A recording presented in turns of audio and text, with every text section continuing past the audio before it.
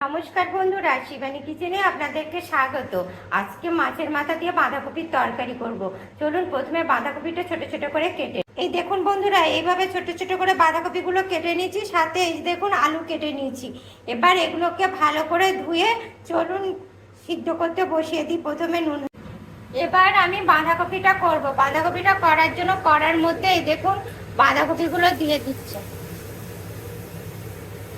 এই বাঁধাকপিটা সিদ্ধ হওয়ার জন্য এই দেখুন একটুখানি জল দিয়ে দিলাম, আর একটুখানি হলুদ দিলাম, আর এই দেখুন একটুখানি লবণ দিলাম। দিয়ে এটাকে আমি পুরো এই দেখুন ঢাকা দিয়ে দিচ্ছি, এটা সিদ্ধ হোক। এই দেখুন বন্ধুরা, বাঁধাকপিটা সিদ্ধ হয়ে গেছে। এবার এটা আমি নামিয়ে নেব। বন্ধুরা, মাছের মাথাটা ভেজে রেখেছি, কড়াতে তেলটা গরম হয়ে গেছে, একটুখানি চিনি দিয়ে দিলাম, একটু গোটা গরম মশলা, এই দেখুন একটু গোটা জিরা দিয়ে দিলাম। দেখুন গোটা গরম মশলাগুলো ভাজা হয়ে গেছে। এবার এর মধ্যে কাঁচা পেঁয়াজ কুচানো দিয়ে দিলাম। এই দেখুন বন্ধুরা, পেঁয়াজটা মশলাটা পুরো ভাজা ভাজা হয়ে গেছে। এবার এর মধ্যে আদা, পেঁয়াজ, রসুন, কাঁচা লঙ্কা বাটাটা দিয়ে দিলাম।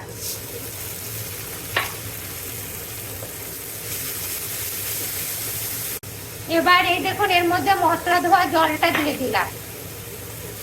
এবার এর মধ্যে ধনে গুঁড়ো, জিরে গুঁড়ো, লঙ্কা গুঁড়ো, হলুদ আর লবণ একটু দিয়ে দিলাম। দেখুন বন্ধুরা, মশলাটাতে তেল বেরিয়ে গেছে। এবার এই মাছের মাথাটা এর মধ্যে দিয়ে দিচ্ছি। বন্ধুরা, মাছের মাথা দিয়ে মশলাটা কষা হয়ে গেছে, ভাজা ভাজা হয়ে গেছে।